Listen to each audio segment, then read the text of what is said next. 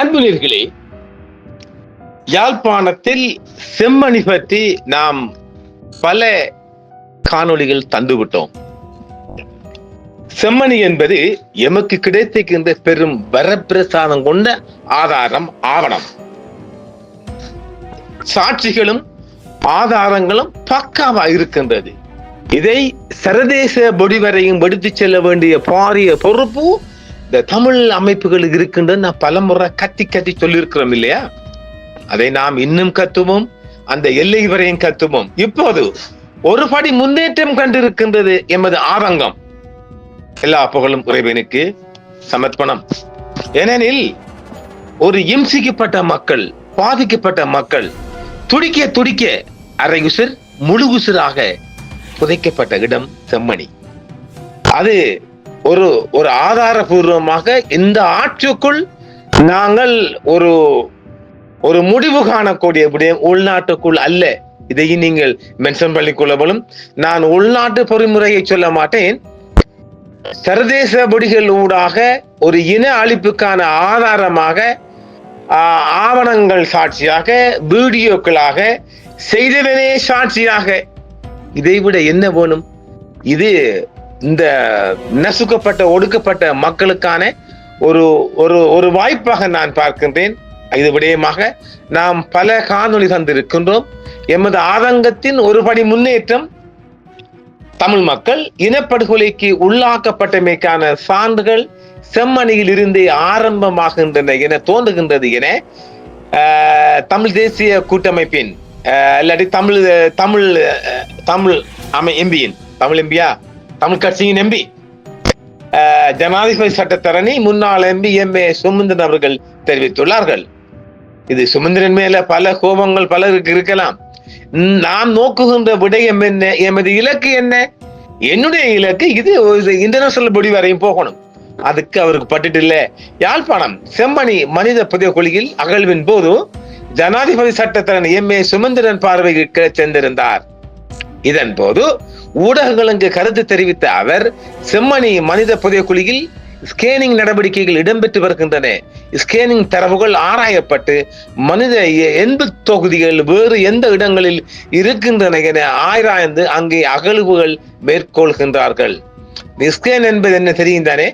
மண்ணுக்குள்ள ஒரு 5% காசு இருந்தாலும் ஒரு குறிப்பிட்ட அது அந்த ஸ்கேனிங் மெஷினை பொறுத்து காட்டி கொடுக்கும். நான் நினைக்கின்றேன் ஒரு 15 அடி வரைக்கும் இந்த ஸ்கேனிங் காட்டி கொடுக்கும் என்று. அங்க இருக்கிற எல்லாமே இந்த ஸ்கேனிங் மூலமாக காட்டி கொடுக்கும். இது இந்த கள்ளத்தனமா புதைய தோண்டித்துறாங்கல்ல, அவங்கள கையிலேயும் ஸ்கேனிங் இருக்கும். இது இந்த பிரிண்ட் அவுட்ல இருக்கு இல்லையா, பிரிண்டர் நம்ம டைப் பண்ணி போட்டு பிரிண்ட் பண்ணுவோம் இல்ல, பிரிண்ட் எடுப்போம் இல்ல, அந்த மாதிரி ஒரு இயந்திரம் தான். அந்த அளவு தான் கையடக்கமான இயந்திரம். இந்த ஸ்கேனிங் மூலமாக செம்மணி ஏரியாவில் தொடர்ந்து அகழ்வாராய்ச்சி நடைபெற்று வருகின்றது. மேலும் செம்மணி மனித புதைகுழியில் அகழ்ந்தெடுக்கப்பட்ட தடய பொருட்கள் பொதுமக்களின் பார்வைக்கு வைக்கப்பட்டுள்ளன. செம்மணி புதைகுழியில் 140க்கு மேற்பட்ட மனித எண்பு தொகுதிகள், 140 50 இருக்கிறோம், சரி யாராவது தகவல் கொடுங்கப்பா, எண்பு தொகுதிகள் இதுவரை அடையாளம் காணப்பட்டுள்ளன. ஒவ்வொரு நாளும் மனித எண்பு தொகுதிகள் கண்டெடுக்கப்பட்ட வண்ணமே உள்ளன. அது 400 பேர் வரணும் இல்ல, 400 500 எலும்பு துண்டுகள் வரணும் இல்ல. ஒவ்வொரு நாளும் பார்க்க கஷ்டமா இருக்கின்றது பாருங்க. அண்மையில் இறுதியாக பார்த்தது ஒருவருடன் ஆணவ கொண்ட, எனக்கு தெரியல, ஒரு பெரிய உருவத்துடன் ஒரு சிறிய உருவம் கட்டிப்பிடித்தாப்போல இருக்கின்றது. இதெல்லாம் எங்க இந்த கொடுமையில செல்லுவது?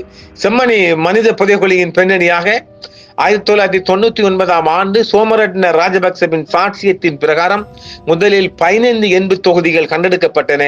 அதை தொடர்ந்து தற்போது மேற்கொள்ளப்பட்டு வரும் அகழ்வு பணிகளின் போது 100க்கும் மேற்பட்ட மனித எண்பு தொகுதிகள் கண்டெடுக்கப்பட்டு வருகின்றன. ராணுவ உயர் அதிகாரிகளின் உத்தரவுக்கு அமைய 300 தொடக்கம் 400 வரையான உடல்கள் புதைக்கப்பட்டதாக 99களில் சோமரட்ன ராஜபக்ச கூறிய கருத்துக்களுடன் இப்போதைய மனித எண்பு தொகுதிகள் ஒத்துப்போகின்றன. உண்மையை கண்டறிதல் பொறிமுறையில் இலங்கையின் நிலத்துக்கு கீழேதான் பல உண்மைகள் புதைந்திருக்கின்றன. ஆகவே மனித புதைகுழிகள் தோண்டப்படுகின்ற விடயம் உண்மையை கண்டறியும் செயல்முறையில் மிகவும் முக்கிய பங்கை வகிக்கின்றது. செம்மணியை புதைகுழி செம்மணி புதைகுழி மழுங்கடிக்கப்படுமா என பலருக்கு சந்தேகங்கள் உள்ளன. எனவேதான் அகழ்வு பணிகளை வெளிப்படைத்தன்மையோடு மேற்கொள்ளப்பட வேண்டும் என்று நாம் ஆரம்ப முதலே கூறி வருகின்றோம். செம்மணி புதைக்குழி தொடர்பில் சர்வதேச மன்றுக்கு சாட்சியம் அளிக்க தயாராக இருப்பதாக கிருசாந்தி படுகொலை வழக்கின் முக்கிய குற்றவாளி என நீதிமன்றத்தால் தீர்ப்பு அளிக்கப்பட்ட சோமரட்ன ராஜபக்ச சொன்னதாக பத்திரிகை வாயிலாக அறிந்து கொண்டோம் என்றும் சுமந்திரன் நம்பி அவர்கள் தெரிவிக்கின்றார்கள். அது உண்மை எனில் அவர் சர்வதேச மன்றில் சாட்சியம் அளிப்பதற்கு நாம் வழி செய்து கொடுக்க வேண்டும். இது ஒரு திருப்பு முனையாக சந்தர்ப்பமாக நாங்கள் கருதுகின்றோம். மீண்டும் சொல்றோம்டா, இப்ப அவரை இன்டர்சல் படி வரையும் கொண்டு வர பார்க்கலாம். அப்பாடா, சந்தோஷம் இல்ல, சந்தோஷப்படுவோம். அவன் அங்க வரையும் கொண்டு போகணும்.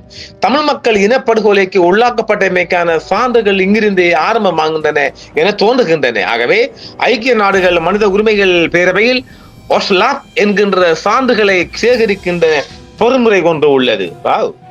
அதை வரவழைத்து இங்கு நடந்த விடயங்கள் முழுமையாக வெளிப்படுத்தப்பட வேண்டும். அரசு அதிகாரிகள் அல்லது அரசு திணைக்களங்கள் இதிலே சற்று பின்னடிப்பு சந்தேகங்கள் சில சம்பவங்கள் மூலமாக எழுகின்றன. எனவே முழுமையான சர்வதேச மேற்பார்வையோடு வெளிக்கொணரப்பட வேண்டும். சர்வதேச பொறிமுறை கொண்டு உருவாக்கப்பட வேண்டும். பழைய செம்மணி வழக்கானது கொழும்பு நீதிமன்றத்தின் நிலுவையில் உள்ளது. அதனை மீள யாழ்ப்பாணத்துக்கு இடம் மாற்றி புதிய செம்மணி வழக்கோடு சேர்த்து விசாரிக்கப்பட வேண்டும் என்றார். செம்மணி பற்றிய உண்மைகளை சர்வதேச விசாரணையில் வெளிப்படுத்த தயாராக இருப்பதாக லான்ஸ் கோப்ரல் சோமரட்ன ராஜபக்ச கூறியிருப்பது இந்த விவகாரத்தில் மிக முக்கிய திருப்பு முனையாக அமைந்திருப்பதாக தமிழ் தேசிய கட்சிகளின் பிரதிநிதிகள் சுட்டிக்காட்டியுள்ளனர். சரிதானே? இப்ப அவனே வரப்படாமே, யாரு? கோப்ரல் சோமரட்ன ராஜபக்ச வாரா இன்டர்நேஷனல் பாடியில் நம்ம சாட்சி சொல்ல போறாண்டு மிக பந்தோபஸ்துடன் அவரை கொண்டு போகணும் ஜெனீவா வரையும். அதுவும் ஒரு முக்கியமான திருப்பு முனை. உண்மைதானே? இதுதான் நாம கத்துறோம். இதனை ஒரு சர்வதேச கூட்டமைப்பின் முன்னிலையில் விசாரிப்பதன் ஊடாக மாத்திரமே சகல உண்மைகளையும் வெளிக்கொணர முடியும் எனவும் அதற்குரிய நடவடிக்கைகளை ஜனாதிபதியும் சர்வதேச சமூகமும் முன்னெடுக்க வேண்டும் என்றும் வலியுறுத்துகிறார்கள். யாழ் செம்மணி மனித புதைகுழி விவகாரம் தொடர்பில் சர்வதேச விசாரணை முன்னெடுக்கப்படும் பட்சத்தில் அதில் சாட்சியம் அளிப்புக்கு தயாராக இருப்பதாக கிருசாந்தி குமாரசாமி படுகொலை வழக்கில் பிரதான குற்றவாளியாக நீதிமன்றத்தில் தீர்ப்பளிக்கப்பட்ட லான்ஸ் கோப்ரல் சோமரட்ன ராஜபக்சே தெரிவித்திருப்பதாக குறிப்பிட்டு அவரது மனைவி விஜய விக்ரமே ஜனாதிபதி அனுரகுமார திசநாயக்க அவர்களுக்கு கடிதம் ஒன்றை அனுப்பி வைத்துள்ளார். யாரு? இந்த கொலைகாரர் மரண தண்டனை விதிக்கப்பட்ட லான்ஸ் கோப்ரல் சோமரட்ன வைஃப் மனசி அடிச்சிருக்கிறார். தப்பிக்கலாம் இல்ல. அவர் அது என்னென்றால் அவர் சாட்சியா மாறினா தப்பலாமன்னு பாக்குறாங்க.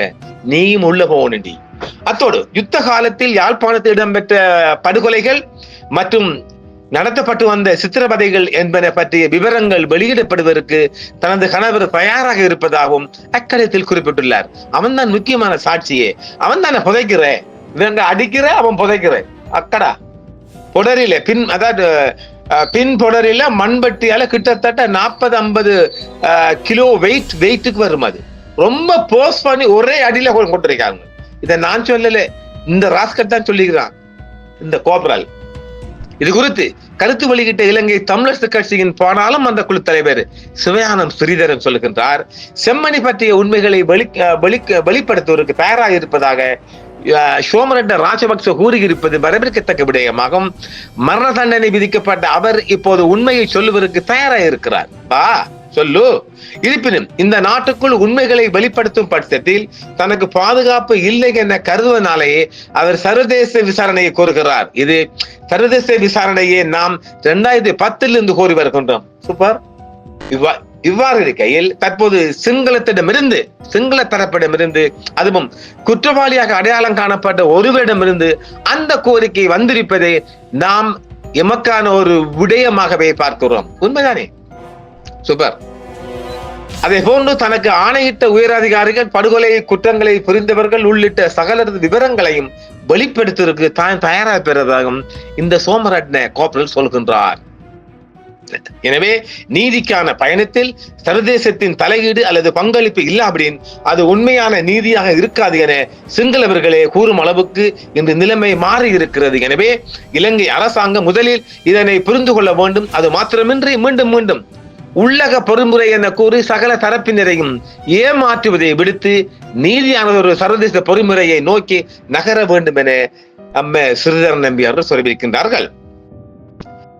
ஜனாதிபதிக்கு சமீபத்தில் எழுதி, அதாவது இந்த முன்னாள் லான்ஸ் கோர்பரல் சோமரட்ன ராஜபக்ச கைதி ஜனாதிபதிக்கு சமீபத்தில் எழுதிய கடிதத்தில் உள்ளக தவறுகளுக்கு மேலதிகமாக செம்மணியை தாண்டி பல முக்கியமான ஆதாரங்களை வழங்க நான் தயாராக இருப்பதாக முழு தமிழ் மக்களுக்கும் உறுதி அளிக்கிறேன். கிருசாந்தி குமாரசாமி கொலை வழக்கில் முக்கிய குற்றவாளியாக நீதிமன்றத்தால் தண்டிக்கப்பட்ட லான்ஸ் கோர்பரல் சோமரட்ன ராஜபக்ச 1996 ஆண்டுகளில் செம்மணி முதல் துந்தி முகாம்கள் வரையிலான அனைத்து சோதனை சாவடிகளிலும் மக்கள் கைது செய்யப்பட்டதாகவும் சித்திரவதை அறைகளில் இறந்தவர்களின் உடல்களை மணியம் பூங்காவில் புதைக்கப்பட்டதாகவும் கூறியுள்ளார். மணியம் பூங்கா யாழ்ப்பாணம் இருக்குப்பா, நமக்கு தெரியா, எழுதுங்க கமெண்ட்ல. சமீபத்தில் தோண்டப்பட்ட செம்மணி சித்துபதி புதைக்குழியில் இருந்து 141 மனித உடல்கள் கண்டுபிடிக்கப்பட்டுள்ளதோடு 1990 ஆண்டு செம்மணி முகாமுக்கு துந்தி முகாமுக்கும் இடையில் நடந்த கைதுகள், கொலைகள் மற்றும் அடக்கம் செய்யப்பட்ட இடங்கள் குறித்து மரண தண்டனை முக்கியமான வெளிப்பாடுகளை ஏற்படுத்தி உள்ளது. அவரது வெளிப்பாடுகளில் முதல் பகுதி பின்வருமாறு: கிருசாந்தி குமாரசாமியின் கொலை மற்றும் செம்மணி படுகொலை குறித்து இதன் மூலம் நான் ஒரு வெளிப்பாட்டை வெளியிடுகிறேன். ஜூலை 9 ஜனாதிபதிக்கு அனுப்பப்பட்ட கடிதத்துடன் யாழ்ப்பாண மக்கள் உட்பட முழு தமிழ் மக்களும் உண்மைகளை தெளிவாக புரிந்து கொள்ளும் வகையில் இந்த வெளிப்பாட்டை நான் வெளியிடுகிறேன். அவர் ஒரு சத்திய ஓலை டிக்ளரேஷன் மாதிரி செய்கிறாரா? செம்மணி கொலை தொடர்பாக 1998 கொழும்பு உயர்நீதிமன்றத்தில் நடைபெற்ற விசாரணையின் போது வழங்கப்பட்ட அறிக்கைகள் நீதிமன்றத்தால் ஏற்றுக்கொள்ளப்படவில்லை. இருப்பினும் கடவுளும் இயற்கையும் அவற்றை உண்மை என்று நிரூபித்துள்ளன. 1998 எனக்கு மரண தண்டனை விதிக்கப்பட்ட பிறகு முன்னாள் ஜனாதிபதி சந்திரிகா பண்டாரநாயக்க குமாரதுங்க, முன்னாள் அமைச்சர் ஜெயராஜ் பெர்னாண்டோ பிள்ளை மூலம் நாமல் பண்டார என்ற சிறை அதிகாரி மூலம் எனது அறிக்கை தொடர்பான கடிதத்தை எனக்கு அனுப்பியிருந்தார். அந்த கடிதம் அமைச்சரால் எழுதப்பட்டது. அந்த கடிதத்தில் நான் உயர்நீதிமன்றத்தில் கூறியது கோபத்தில் சொல்லப்பட்டதாகவும் அதை திரும்ப பெற வேண்டும் என்றும் குறிப்பிடப்பட்டிருந்தது. கடிதத்தை படித்த பிறகு அதை இலங்கை மனித உரிமைகள் ஆணையத்திடம் ஒப்படைக்க நடவடிக்கை எடுத்த போது அந்த அதிகாரி கடிதத்தை எனக்கு வாசித்து திருப்பி தர சொன்னார். நான் கடிதத்தை திருப்பி தர மறுத்த போது அவரும் அதிகாரிகள் குழுவும் என்னை கொடூரமாக தாக்கி என்னை கொல்ல முயன்றனர். இருப்பினும் அங்குள்ள மற்ற கைதிகளின் தலையீட்டால் அந்த முயற்சி தோல்வி அடைந்தது. மனித உரிமைகள் ஆணையம் அந்த அதிகாரிகள் மீது வழக்கு தொடர்ந்தாலும் அவர்களுக்கு என்ன ஆனது என்று எனக்கு தெரியாது. அதெல்லாம் செஞ்சிருக்க மாட்டார்.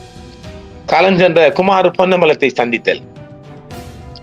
1999 ஆண்டில் போகம்பரை சிறையில், கண்டி போகம்பரை சிறையில் குமார் பொன்னம்பலத்தை சந்தித்த போது ஜூலை 9 ஜனாதிபதிக்கு அனுப்பப்பட்ட கடிதத்தில் குறிப்பிட்டுள்ள விடயங்களை நான் அவரிடம் சொன்னேன். பின்னர் அவர் என்னிடம், பயப்படாதே, நான் ஐக்கிய நாடுகள் சபைக்கு சென்று செம்மணி வழக்கில் உங்களை சாட்சியாக்குவேன் என்றார்.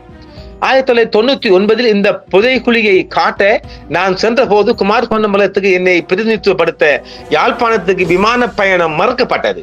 பின்னர் அவர் திடீரென படுகொலை செய்யப்பட்டார். அவரது மறைவுக்கு பிறகு அப்போதைய ஜனாதிபதி சந்திரிகா பண்டாரநாயக்க குமாரதுங்க அவர்கள் அனுப்பிய இரங்கல் செய்தி குமார் பொன்னம்பலம் படுகொலை செய்யப்படுவதற்கு முந்தைய நாள் தேதியிடப்பட்டது. நல்ல விளங்கிக் கொள்ளுங்க. அதாவது இன்று இறக்கப்படுறார், நேற்றே அவருக்குரிய அவர் இரங்கல் செய்ய தயாராகின்றார். நான் சொல்லல, இந்த கைதியா, அந்த மரண தண்டனை கைதியான்னு சொல்றான். அதாவது குமார் பொன்னம்பலம் அவர்கள் படுகொலை செய்யப்படுவதற்கு முந்தைய நாள் தேதியிடப்பட்டது இரங்கல் உரை. எப்படி செய்யறாங்க பாருங்க. இந்த விஷயம் அப்போது ஊடகங்களில் பரவலாக பேசப்பட்டது. குமார் பொன்னம்பலம் படுகொலை செய்யப்படுவதற்கு முன்பு ஜனாதிபதி இரங்கல் செய்தியை எழுதுகின்றார். எப்படி எழுதுவார் என்று இது காட்டுகின்றது, கேள்வியாக வருகின்றது. 1999 நான் புதைக்குழியில் இருந்த இடங்களை வெளிப்படுத்திய போது அவற்றை வெளியிட வேண்டாம் என்றும் ஜனாதிபதி எனக்கு மன்னிப்பு வழங்க தயாராக இருப்பதாகவும் கூறப்பட்டது. எனவே ஒரு சிலவற்றை மட்டுமே நான் வெளிப்படுத்திய பிறகு நான் கைவிட்டேன். இந்த விஷயம் குறித்து மேலும் பல தகவல்கள் சமீபத்தில் ஜனாதிபதிக்கு அனுப்பிய கடிதத்தில் நான் எழுதியிருக்கின்றேன். 1990ஆம் ஆண்டு வாக்கில் அப்போதைய பாதுகாப்பு செயலாளரும் சந்திரிகா குமாரதுங்கவும் யாழ்ப்பாணத்தில் செம்மணியில் மட்டுமல்ல படைப்பிரிவின் தலைமையகத்தில் இருந்து யாழ்ப்பாணத்தில் நிறுவப்பட்ட முகாம்களிலும் சித்திரவதை கூடங்கள் இயங்கி வருவதை அறிந்திருந்தனர் என்பதை யாழ்ப்பாண மக்களுக்கு தெரிவிப்பதில் நான் வருத்தப்படுகிறேன். இப்பதான் எல்லாம் சொல்லுவீங்க. அரியாலை செம்மணி முகாமில் உள்ள 7வது இலங்கை ராணுவ காலாட்படையின் சித்திரவதை கூடங்களில் இறந்தவர்களின் உடல்கள் மணியம் தோட்டம் எனப்படும் பகுதிக்கு கொண்டு செல்லப்பட்டு அங்கு அடக்கம் செய்யப்பட்டன, புதைக்கப்பட்டன.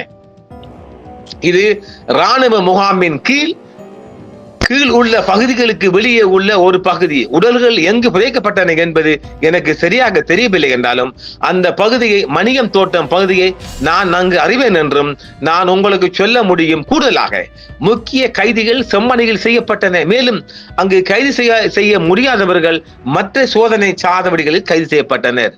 அப்ப இந்த கைது செய்யப்படுற அத்தனை பேரும் படுகொலை செய்யப்பட்டு செம்மணி மணியம் தோட்டம் பகுதியில் தான் புதைக்கப்பட்டிருக்கிறது என்பதற்கான முழு சாட்சியாக இவர் மாறுகின்றார். இது கூட எங்களுக்கு கிடைச்ச வரப்பிரசாதம் இல்லையா? சும்மாவா? துடிக்க போன உசுருக்கு ஒரு நீதி கிடைக்கணுமுங்க. அது கிடைக்கும். எந்த ஒரு நாள் கிடைக்கத்தான் போது அப்போது அந்த ஆத்மாக்கள் சாந்தி அடையும். எந்த ஒரு துக்ககரமானவும் துன்பகரமான செய்தியை பதிவிட்டு மக்களுக்கான ஒரு நீதி கிடைக்க வேண்டும் என்ற ஆதங்கத்துடன் விடைபெறுகின்றேன். நன்றி அன்பர்களே. என்றும் உங்களுடன் சன்ரைஸ் இந்தியா டிவி சப்ஸ்கிரைப் பண்ணுங்கள், பெல் பட்டனையும் கிளிக் செய்யுங்கள். உங்கள் ஆதரவே எங்கள் சேவை. ஆதரவு தாருங்கள், அரவணைப்போம். மறக்காம சர்ப்ரைஸ் பண்ணுங்க. தேங்க்யூ.